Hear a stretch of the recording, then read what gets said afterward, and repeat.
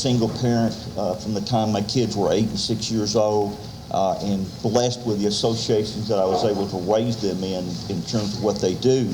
But these 5 words are how I live my life, and every night I ask myself, did I do something in each of those words that day so that I can lay down, and if I die in my sleep, I've lived a good life. And I think that's important. The first word is simply God. My faith in God allows me to have meaning and purpose for my life. I realize I look different. I do things in a different mode. I'm not as fast as I used to be.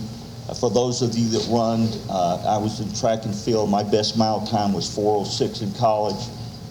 So running was a great way to get out and relieve stress and do things. Now we have to do different things. So I just go to the range and I paint a target with a name on it, and I just plug away at that name, okay? So, we all do different things. God lets us do all the things that we do. I've never questioned him why he allowed me to become a triple amputee. I do ask him often, what is it he expects me to do next? And I get an answer somehow or another, not verbally or in my ear, but the occasion that rises up is his message to me to get up and take advantage of that and move on. So by having that faith, we can deal with anything that we deal with. I can share with you, having survived 65 surgeries to date, boy, that is my biggest fear in life. I'm so afraid I'm going to go in there and I'm not going to wake up from the anesthesia. But I understand I've got to get that done in terms of being able to function as I function. I have no paralysis in life, so God was good to me in that respect. And he left me with a good, strong left arm and able to enjoy the things that we do. And I give him the credit for where I am today. I'm not the greatest Christian in the world. I freely admit that. We have thoughts that probably should not be thought. But, we all do that as we go through life. That second word in line is self. I hope you understand that by believing in yourself, as I share with all the young people I get around, and have the opportunity to speak with, if you believe in yourself, you can become and do anything in this life that you want to do. No matter how often people put you down or tear you down, if you believe in yourself, you can always bounce back and get that done. And, look at me. I have some very unique qualities that you do not have, folks. Think about it. I'm missing both legs. So I don't get cold feet in the winter, all right? I don't have to buy shoes and socks. I have saved thousands of dollars over the past 45 years, folks, in terms of being like I am. So I'm blessed. I do have calluses on my gluteus maximus, but, that's part of setting all the time. So we deal with who we are. I swim for my exercise. I believe in taking care of my body and taking care of myself. I don't swim like you. I get vertical and run in place, gets my cardiopulmonary system up. Back when I was single in the 70s, I'd go to a pool, and a lot of times when I'd get up on the edge and jump in, sometimes the lifeguard thought I was trying to commit suicide and come in after me. But I freely admit that if it was a good-looking female lifeguard, I was drowning. I needed mouth-to-mouth, okay? So, you take advantage of yourself and you make use of the things that you are as a people. And when I'm out in public and somebody is staring at me, I will actually roll over and stick up my hand and say, "Hi, I'm Tommy Clack. I know you got a question on your mind. What do you want to ask?" And the only dumb question is a question not asked. It's a shame we adults can't be like our children because they ask phenomenal questions. And I always ask the parents if I could answer the question they ask. But it's important to understand that we project ourselves in all that we do. Right now, when young people are telling me they're applying for jobs on the internet, I talk about themselves. You get up and you walk into that corporation and you show up in person and not be a resume on the internet, and you show the initiative that you're serious about what you're going to do, and 9 times out of 10, they're going to get hired just by taking the initiative and believing in themselves and moving on. So it doesn't matter whether we're black or white or male or female. We all have this unique gift God gave us, and we can make use of that in terms of who we are and how we do life. So self is very important. If you don't take care of self, you can't accomplish that third word, and that's family. We have many families that we interact with. You're sitting here tonight in a family of outdoors men and women who enjoy what you're going to partake in this weekend. And it's important to understand that family gets us through life. I still remember November of 1969. I got injured in May of 69. I made it to the VA in September 69. Deer season used to open up back then on the first Saturday in November. I'm laid up in a VA hospital bed in Atlanta. I actually did not set up until January of 70. But my dad and my uncle show up early Saturday morning, and they'd arranged with the doctor to put me in the back of our 1954 truck that we still use on a hunting land, put a pallet in the back of it, and drove me down to our deer land. And I was there with all my cousins and uncles and everybody that I grew up hunting and fishing with. And, you know, I understood what my dad and uncle were telling me, that I was still part of that family and that I was going to be able to do things as we move forth. So family is very important. And I share with you, as a single father raising a son and daughter in this world today, we all go different directions all the time. But I had one rule in my family. On Sunday, when we went to church, we had lunch afterwards because they got their own activities they want to go to. But every Wednesday night was Monopoly night or Risk, the game Risk night or chess night. But the important thing is that we do things as a family to share with them that they are important and we are important to them. My kids will tell you, my grandkids will tell you now, I say the words, "I love you" too much. I don't think we can say that enough to those that are in our lives in terms of how important they are in what they do. And we have other families that we deal with. We go to work with a family. We serve in the communities with families. We just have families that are in and out constantly in our lives. I'm not going to toot my own horn, but along Interstate 20 between Atlanta and Augusta, a lot of the gasoline stations and rest stops have my name and number. If a veteran is in need of help along that corridor or anywhere for that matter, they know they can call me, and I'm going to take the time to find out what we need to do to help them, because veterans are part of my family. And veterans take care of veterans, and it's important that if they've got enough time to call me, I've got enough time to find out how I need to interact and help them solve the issue they're facing. So we go through life acknowledging that our families make the big difference in who we are and what we do. So we have God, self, and family, and that fourth word falls in line, and that is to the community. I cannot express enough wording to share with people that it is we, the people, that make a difference in what goes on in our cities and counties and state and nation. We volunteer and we get involved. We volunteer and we get into what we're going to do. It's important to understand that you and I have talents and abilities. Everybody's got talents and abilities. God gave them to us. And there may be something out there that clicks, and all of a sudden you're a leader in the community, no matter what that project is. And there are many different projects out there that need our help. The last mini census showed that only 1 American in 18 puts in 1 hour a month volunteering. 1 American in 18, 1 hour a month. Now, those of you like me who volunteer constantly, think about all the hours that we put in a given month in terms of being a volunteer. My major volunteer effort since Vietnam is the POWMI issue. I left one of my men behind who was what we call PFOD, KIA, BNR, presumptive finding of death, killed in action, body not recovered. I owe it to him and his family for his accountability. So the POWMI issue has been my major volunteer effort with the National League of Families, the POWs, and MIA. September 19th, every third Wednesday of the year, we honor POWMIA Day, and we should not forget the fact that we still have roughly 13,000 Americans who are still unaccounted for from World War II to date. And it's important that we bring all them back in terms of they put on the uniform, we owe it to them. And we don't see that on the news in terms of what they're doing, but it just got announced on Monday. I get the little alerts. They just recovered a B-24 on the Burma hump, where it was known in the China-Burma-India issue. And the 7 Americans that went down in that had their dog tags still there. So those 7 men finally got accounted after they got shot down in 1944. So community effort in terms of making that happen is what we do. It's unfortunate that we only respond when disasters happen. It's important to understand that in our neighborhoods that we have people that need our interaction. Both my kids grew up understanding in the neighborhood they grew up in, we had several elderly citizens, and we put our garbage down on the street on Thursdays, that they would go around and help those people get their garbage cans down the street and take it back up after they got home for the evening. So we help each other in terms of what we do as a community.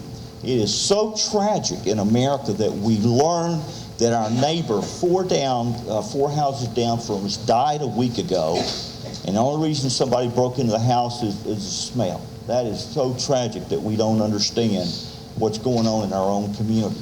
And then we've got to get back to that in terms of being involved. I think that's what's missing in America is being involved and making things good for everybody. It doesn't matter where you come from or what you do. There's just plenty to do out there in our community. So right here in Douglas, Georgia, and all the other things that you interact with, there's something out there you can put your volunteer time in. And it's important that you do that, and we raise our kids to do that. They raise their kids to do that, and we keep growing in terms of that involvement. So if we have God and self and family and community, that fifth word falls in line, and that is to our country. We owe everything to our being in this country. Think about it. By the blessing of God, we were born in this free society called America. There is nothing else like it in the history of the world that's ever prevailed this long.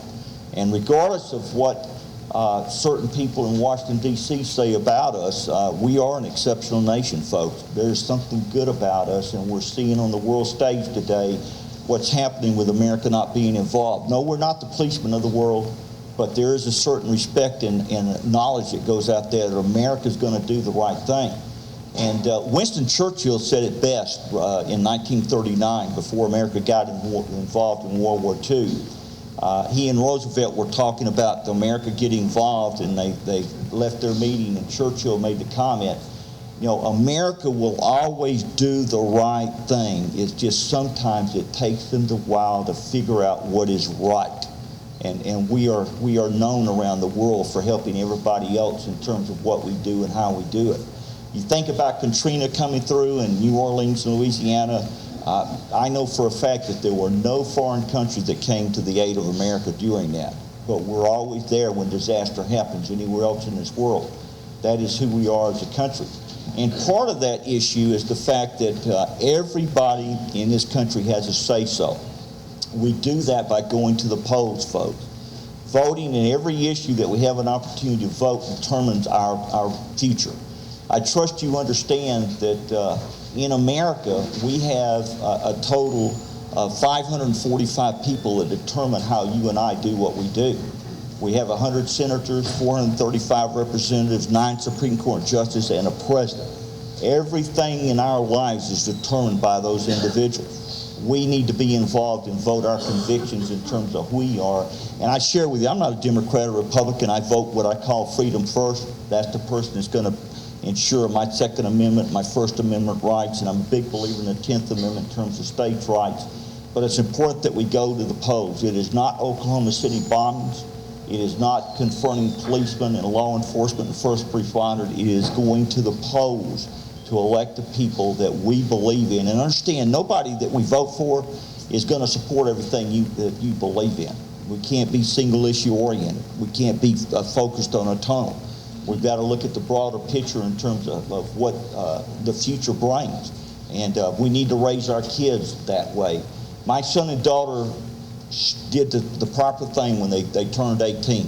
Adam went and got registered with Selective Service and went to the county seat and registered to vote. And my daughter did the same thing in terms of registering to vote, and they vote in every election, even if it's absentee. And to me, I did something right. I've helped them understand that they control their future by being involved in making sure the country is moving in the right direction. There have been a lot of great leaders in this country and around the world for that matter. But I think John Kennedy in his inaugural address probably made the most profound statement that sums up you and I as veterans and our families in America as a whole, when he said, "We shall pay any price, bear any burden, support any friend, oppose any foe, endure any hardship to ensure the success and survival of liberty." That's who we are as a people. And that's what we should be, I think, for the rest of our lives in terms of who we are as a country. It's important that we perpetuate the freedoms that we do take for granted and be involved in that arena. So as we go through life, we just need to get up and do it, folks. We just make it happen. Back on the table back there, as you go out, there's a bumper sticker called Freedom Isn't Free. I bring those wherever I speak. The money raised from them goes to the Walk of Heroes Memorial. I want you to go on the internet and look up walkofheroes.org. I'm president of the group. We're building a national memorial that's $35 million. We've raised $2.8 million to date and got that built. It is going to be the only unique thing like it in America in terms of educating the populace about the cost of freedom from the Spanish-American War, 1896 to date, in terms of what we paid as a country and American citizens have paid. So that money goes to that effort, and I encourage people to take that bumper sticker and display it somewhere to help people understand. I'm amazed as I travel the number of people that will walk up to me, and my van's got Freedom Isn't Free on it, and ask me, what does Freedom Isn't Free mean? And I have to stop and think a second, where did that person come from in terms of asking that question? And we have a lot of Americans who don't understand the concept of freedom, and we have to take the time to share with them. I had the unique opportunity in terms of this country. You remember back the Occupy movement where all these college students were occupying Atlanta, New York, and other areas. I was in downtown Atlanta for a meeting. Occupy Atlanta had the sidewalk blocked, and I couldn't get by. And I went up to one of the individuals, and I said, I want to share one thing with you. Probably was 20 years old.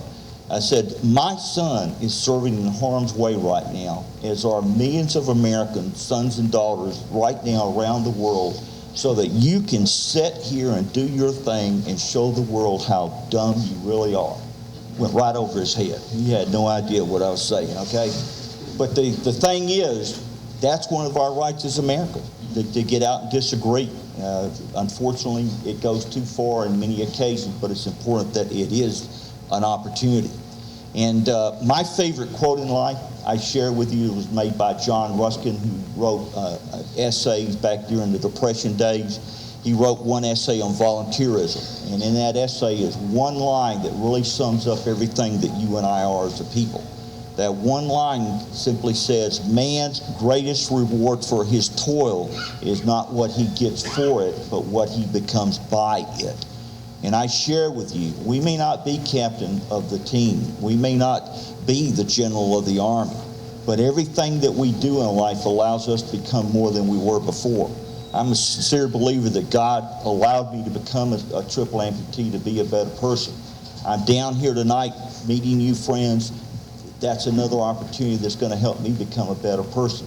So every opportunity that we take and take advantage of, we become better than we were before, and we always are seeking to better ourselves. And I'm going to close with my favorite sentence over the past 5 years.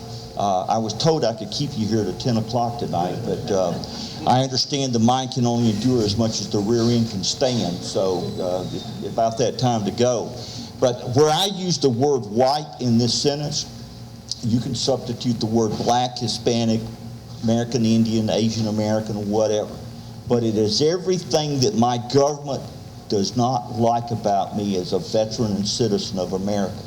And it simply is, I am an exceptional white Christian American, Bible-toting, gun-wielding, right-wing extremist, and damn proud of it. Thank you.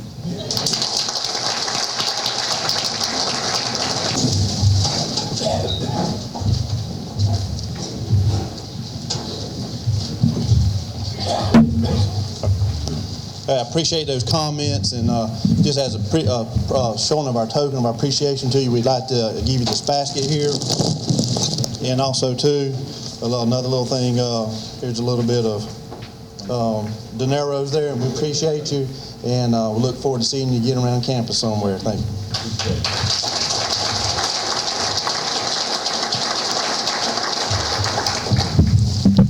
Again, Captain Tommy, we certainly appreciate first and foremost your service to this great country, but we appreciate you standing the ground still today professing your love for our Lord and making sure that everybody in this country understands we're all brothers and sisters that are here to help each other out. So again, thank you for sharing your message with us. We will take it and go forward and be marching with you. So thank you.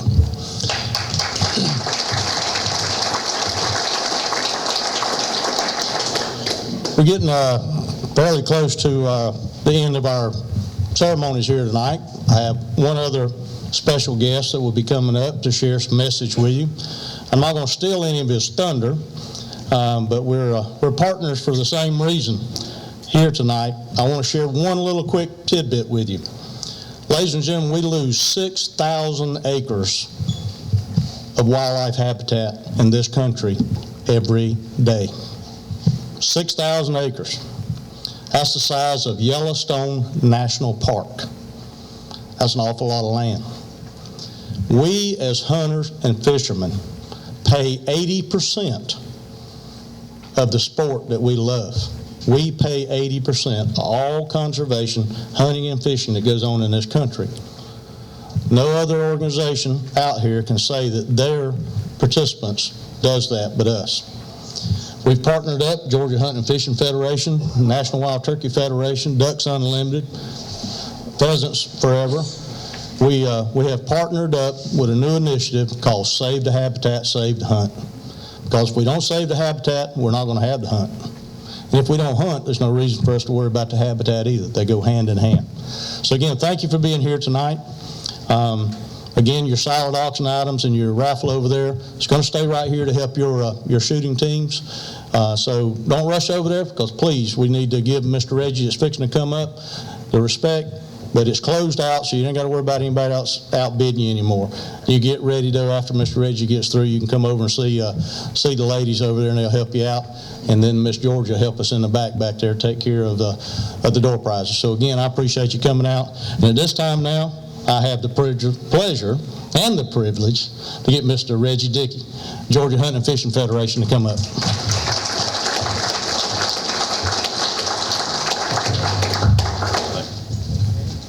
Good evening, ladies and gentlemen. It's good to be here tonight to speak to you people. Mr. Benny, great meal. Now, I got to follow that.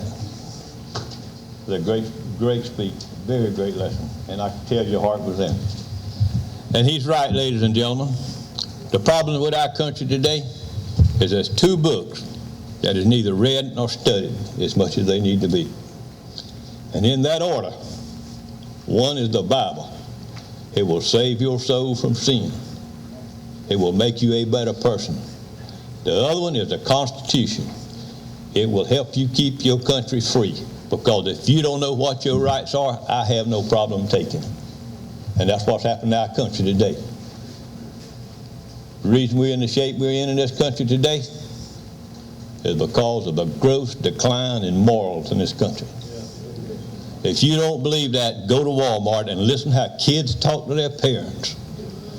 I agree with this gentleman here. When I came up, my father was in World War II. He was an MP, so he had a big Sam Brown belt. Well, by the time me and my three brothers was grown, it wasn't there as wide as it was when he come home. But we understood what was right and what was wrong.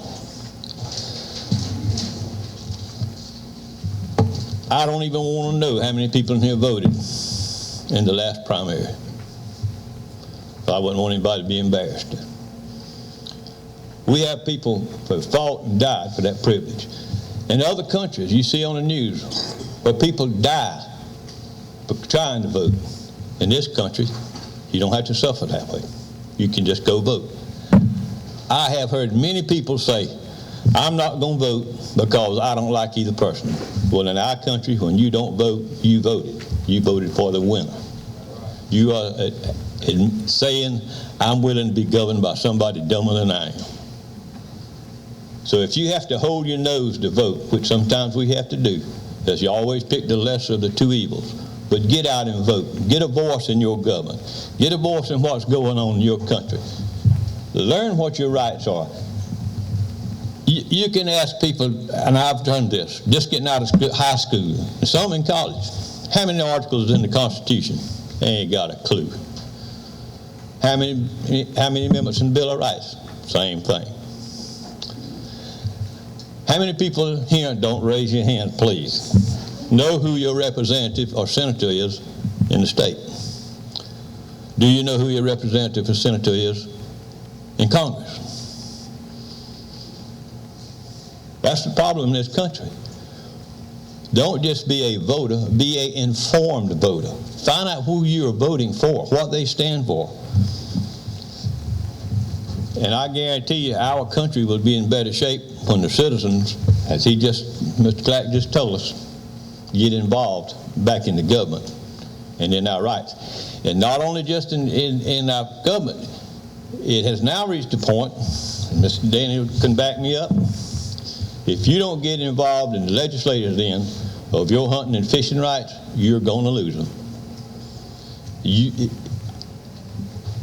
If you could be with me and my lobbyist one session in Atlanta, it would scare you to death at how close you come every year to losing another part of your hunting rights. Not a year goes by that we don't have to stop 3 to 5 bills that would severely limit your ownership of animals, dogs, pets, not just hunting dogs, pets, cats, everything. Plus, it would severely cripple your hunting privileges. So get involved in these things. Find out how your town councilman votes. Find out how your commissioners vote. The Humane Society of the United States of America has not had any success in Atlanta since 2003 when we come on the scene. They are having success in local counties through commissioners and town councils because the people in the counties do not get involved in what's going on. They have started going to your county commissioners and your town councils and getting laws passed prohibiting your ownership of pets and animals and a lot of other things. We've had, in the last 2 years, we've had them go to town councils and try to pass a amendment. They did pass, but we had them rescinded to where you couldn't discharge a boat unless you had 5 acres of land in a city limits. So these things happen because the people don't get involved in what's going on. There's probably not a one sitting in this room that can't tell you something about a reality program on television or some show that you watch. If we knew as much about our government and would spend a little bit more time keeping up what's going on, we could change our country. We can turn it around. I want to ask you a little question, even if you're not a sports fan. I want to give you some numbers here, and you tell me whether you think it was the NBA, the NFL, or Major League Baseball. 36 of these people have been accused of spousal abuse. 7 have been arrested for fraud. 19 have been accused of writing bad checks. 117 have directly or indirectly bankrupted at least 2 businesses. 3 have done time for assault. 71 cannot get a credit card due to bad credit. 14 have been arrested on drug-related charges. 8 have been arrested for shoplifting. 21 currently are defendants in lawsuits. And 84 have been arrested for drunk driving in the last year, a total of 380 people. What group do you think they belong to? That's right. That was the actual statistics. In January of 2013, some of those people have gone from there, but the majority of them are still there. Why are they there? These are the people that pass the laws that want to govern me and you by. But yet they feel free to break them.